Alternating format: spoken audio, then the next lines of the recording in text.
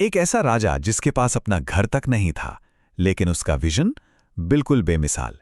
एक ऐसा साम्राज्य जिसने पूरे 300 सालों तक हिंदुस्तान की तस्वीर ही बदल कर रख दी, मुगल साम्राज्य। बेहिसाब दौलत और शानदार कला के उस सुनहरे दौर से लेकर उस दर्दनाक पतन तक जिसने इस विशाल हुकूमत को मिट्टी में मिला दिया। चलिए, आज की इस चर्चा में हम इस ऐतिहासिक सफर को करीब से समझते हैं। अब यहाँ एक बड़ा सवाल उठता है, आखिर एक ऐसा राजा जिसके पास सच में कुछ भी नहीं था, उसने पूरे हिंदुस्तान को कैसे जीत लिया? बात है 1526 की। ज़हीरुद्दीन मोहम्मद बाबर नाम का एक योद्धा।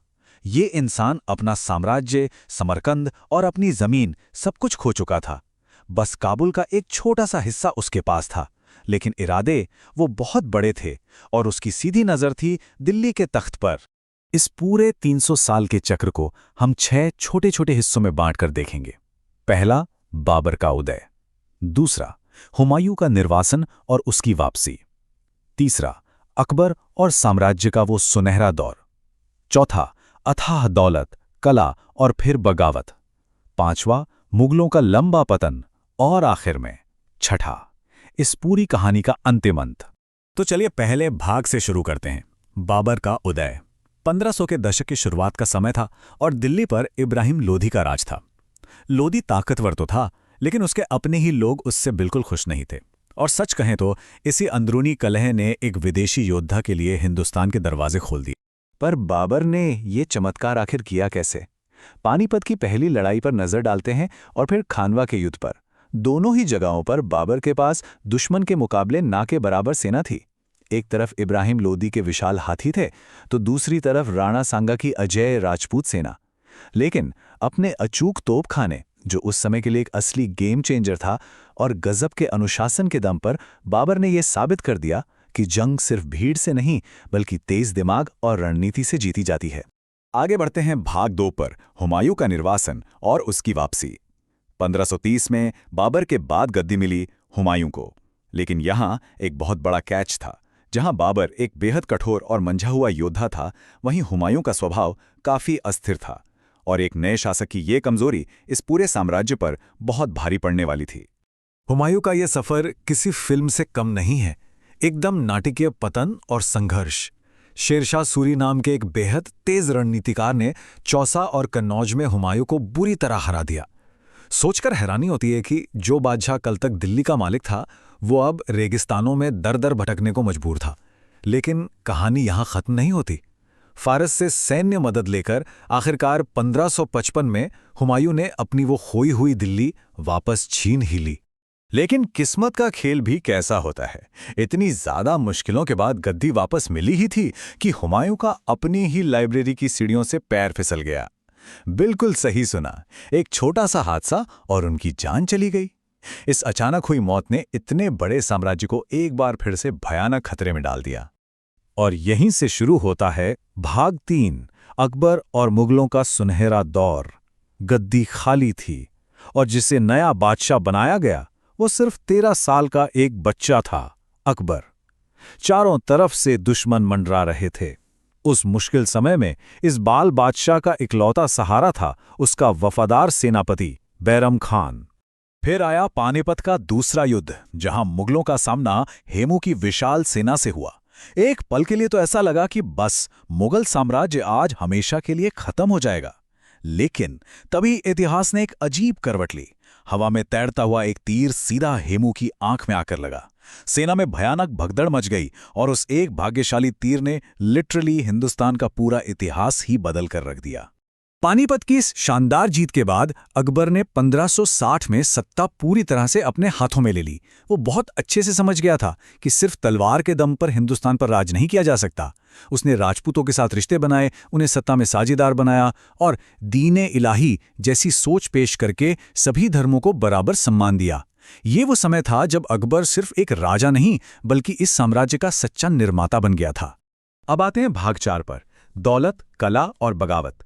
ये वो समय था जब मुगल साम्राज्य अपनी अमीरी और शानो शौकत के सबसे ऊंचे शिखर पर पहुंच गया था। जहांगीर और शाहजहां का ये दौर इतिहास में अपनी बेमिसाल खूबसूरती के लिए ही जाना जाता है। जहांगीर के दौर में न्याय की जंजीर मशहूर हुई, लेकिन असल प्रशासनिक ताकत थी बेगम नूरजहां के हाथों में। फिर शाहजहां का दौर आया, जिसने ताजमहल जैसी बेमिसाल इमारत दुनिया को दी। लेकिन इसी खूबसूरत दौर के बीच एक बहुत ही खामोश घटना घट रही थी। ईस्ट इंडिया कंपनी का भारत में प्रवेश। ये एक ऐसा बीज था जो भविष्य में एक बहुत बहुत बड़ा पेड़ बनने वाला था। यहां एक बहुत बड़ा वैचारिक टकराव देखने को मिलता है। एक तरफ अकबर की नीतियां थीं जो सबको साथ लेकर चलने पर आधारित थीं। वहीं दूसरी तरफ औरंगजेब, उसकी नीतियां बेहद सख्त थीं। उसने साम्राज्य को फैलाने के लिए लगातार युद्ध किए और सत्ता की भूख ऐसी थी कि अपने ही पिता शाहजहां को कैद कर लिया। और सच तो यह है कि यही शक्ति आगे चलकर मुगलों के पतन का सबसे बड़ा कारण बनी। और इसी से जुड़ता है हमारा भाग 5, मुगलों का लंबा पतन। औरंगजेब ने साम्राज्य को दक्षिण भारत तक पहुंचाकर उसे उसके सबसे बड़े आकार तक तो फैला दिया था, लेकिन इसी फैलाव के साथ उसने इसके विनाश के बीज भी बो दिए थे। दक्षिण में लगातार दशकों तक चलने वाले युद्धों ने मुगलों की पूरी तरह से कमर तोड़ दी थी। सेना एकदम थक चुकी थी, खजाना पूरी तरह से खाली हो चुका था, और औरंगजेब की उन सख्त नीतियों के कारण राजपूतों, जाटों और खासकर मराठों के बड़े विद्रोह भड़क उठे थे। बाहर से इतना विशाल दिखने वाला ये साम्राज्य अंदर से अब पूरी तरह खोखला हो चुका था। 1707 में औरंगजेब की मौत के बाद हालात और बिगड़ गए। एक के बाद एक कमजोर शासक आते गए। 1739 में नादिर शाह ने दिल्ली पर हमला किया और मुगलों की शान, उनका मयूर सिंहासन तक लूट कर ले गया। और फिर 1757 प्लासी की लड़ाई ने ईस्ट इंडिया कंपनी को भारत में एक बहुत बड़ी राजनीतिक ताकत बना दिया। मुगल अब सिर्फ नाम के शासक रह गए थे। अब हम आते हैं आखिरी भाग 6, अंतिम पतन पर। यह वह दौर था जब सारी शानो शौकत पूरी तरह से खत्म हो चुकी थी।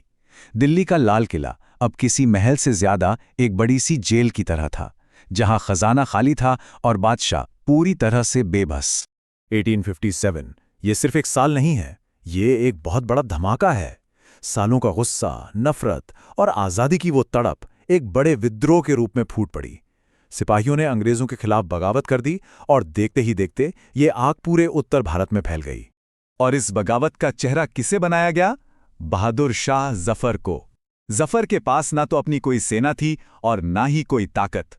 वो लाल किले की 4 दीवारों तक सीमित एक बूढ़े बादशाह भर थे। जफर बहुत अच्छे से जानते थे कि अंग्रेजों की उस आधुनिक ताकत के सामने टिकना नामुमकिन है, लेकिन फिर भी उन्होंने इस डूबते हुए जहाज का कप्तान बनना स्वीकार किया। इस पूरे विद्रोह का अंजाम बेहद दर्दनाक हुआ। शुरुआत में तो दिल्ली पर विद्रोहियों का कब्जा हो गया था, लेकिन अंग्रेजों ने जब पलटवार किया तो बगावत को बहुत ही बेरहमी से कुचल दिया गया। बहादुर शाह जफर को बंदी बना लिया गया, उनके बेटों को उनकी आंखों के सामने गोली मार दी गई और इस आखिरी मुगल बादशाह को हमेशा के लिए म्यांमार के रंगून में निर्वासित कर दिया गया। 300 साल, अगर एक पल के लिए इस संख्या के बारे में सोचें तो ये पूरा का पूरा सफर बाबर की तोपों की उस गूंज से शुरू हुआ था जिसने कभी दिल्ली की सत्ता को हिला दिया था, और ये खत्म हुआ रंगून में एक बूढ़े बेबस बादशाह की खामोश आंखों के आंसुओं के साथ। इन 3 सदियों ने असीम दौलत, बेमिसाल कला और भयानक युद्ध सब कुछ देखा। तो इस पूरे सफर को समझने के बाद एक बहुत बड़ा सवाल जहन में आता है, क्या मुगल साम्राज्य सिर्फ एक हुकूमत थी, या फिर ये भारत के इतिहास का सबसे बड़ा और सबसे गहरा मोड़ था जिसकी छाप आज भी वास्तुकला और संस्कृति में साफ महसूस की जा सकती है? ये एक ऐसा सवाल है जो इतिहास को बिल्कुल नए नजरिए से देखने पर मजबूर कर देता है।